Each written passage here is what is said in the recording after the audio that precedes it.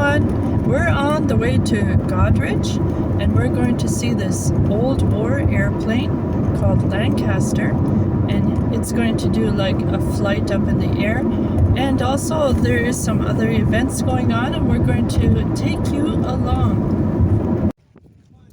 Well, we got a parking spot and we're making our way over to the warplane. I was in this lineup so that I could take some pictures of the entry doorway here, and no one was going through the plane today, but I was able to take a little bit of a peek around the corner with my camera.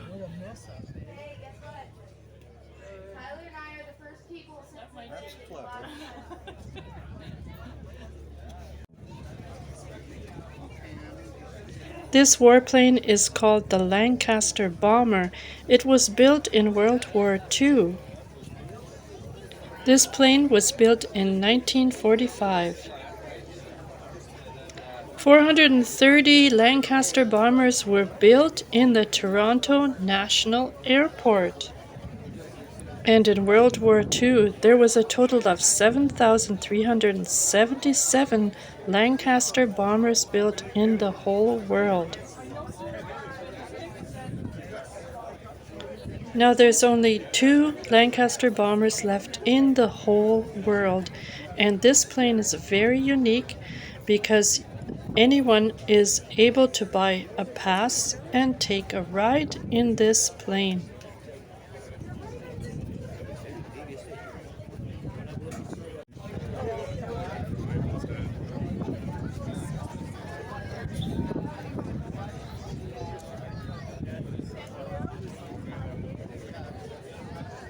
Well, this plane came from the Warplane Museum in Hamilton, and later on today it is going to fly back there. And you'll see this plane take off later on in this video. You can actually see a lot of people here, and there's over 5,000 people that have come today to see the Lancaster bomber. The Lions Club provided lunch, that means hamburgers and hot dogs, and a drink, and it was all for just a small donation. The only thing is, by the time my husband and I got to the lineup, there were only hot dogs left. The hot dogs were delicious, and we did enjoy our lunch here.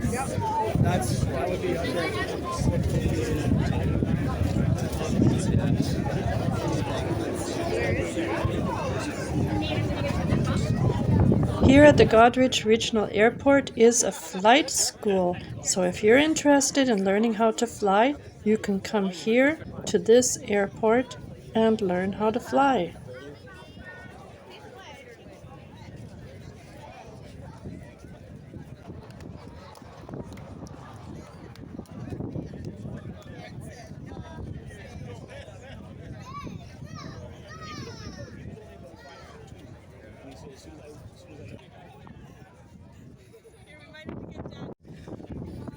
And here this nice looking small yellow plane was also out to view.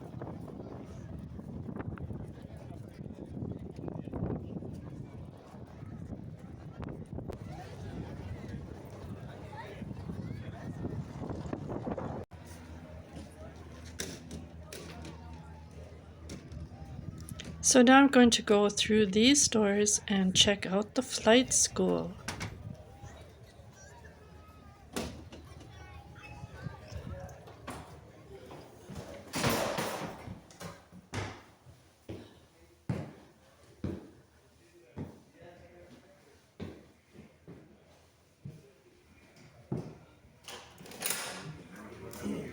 So here's the lounge area where people hang out, and my husband here in the green t-shirt is going around the corner.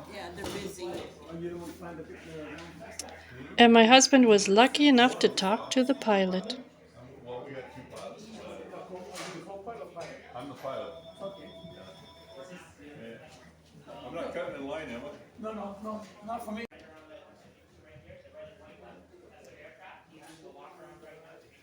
So I'm going around to see what the office space looks like. And it's pretty neat and tidy.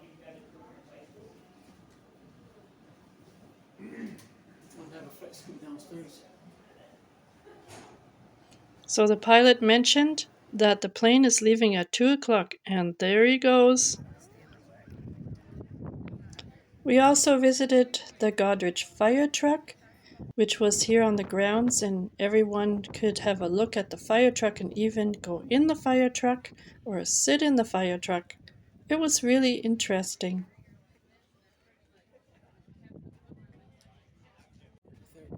Here in the door it says, custom built for Canadian firefighters.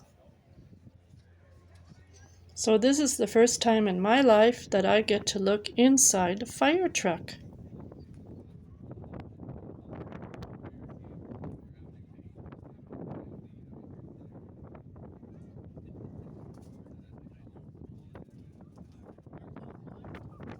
On the other side of the truck are the firefighters standing there, and of course my husband was talking to them.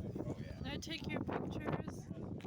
Absolutely. Smile, Daryl. Smile! Thanks. You want to get in with him? I don't, yeah? Hop in. Sit it. Okay.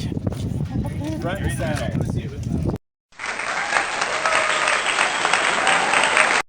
Thank you.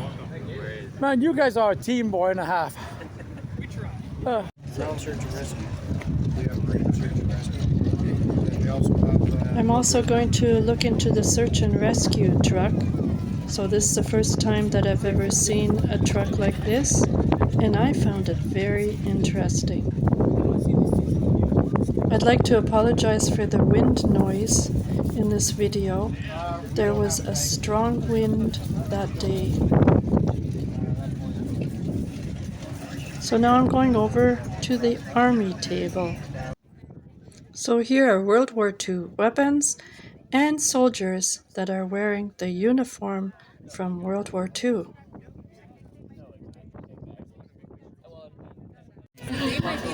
Good looking soldier here. Thank you.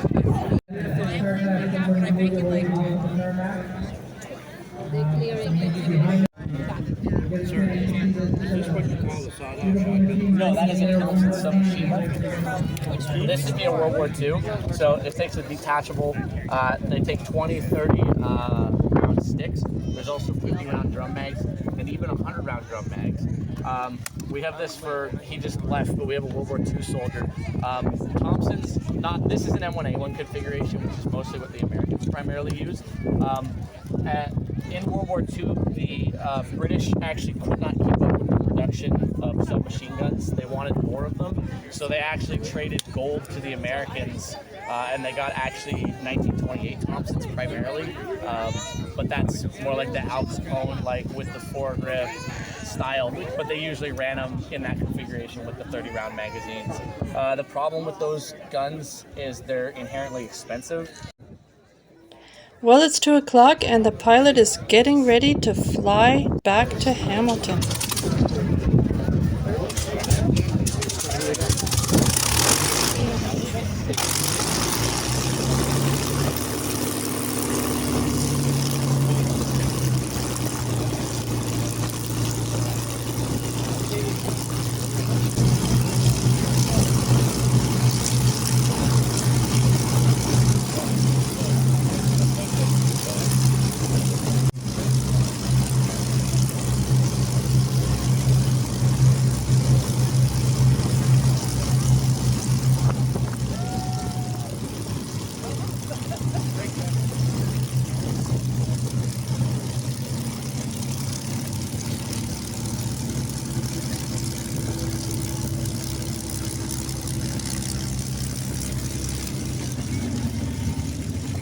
Look everyone, there's someone sitting in the middle of the airplane on top and waving to everyone.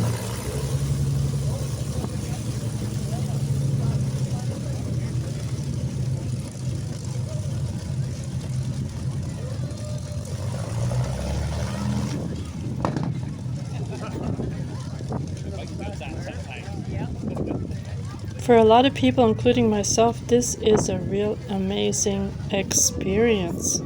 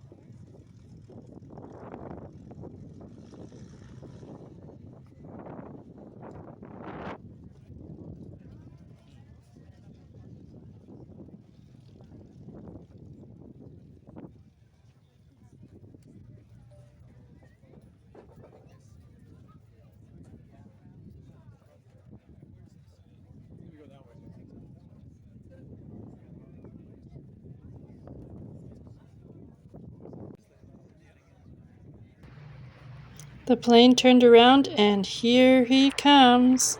He's taking off.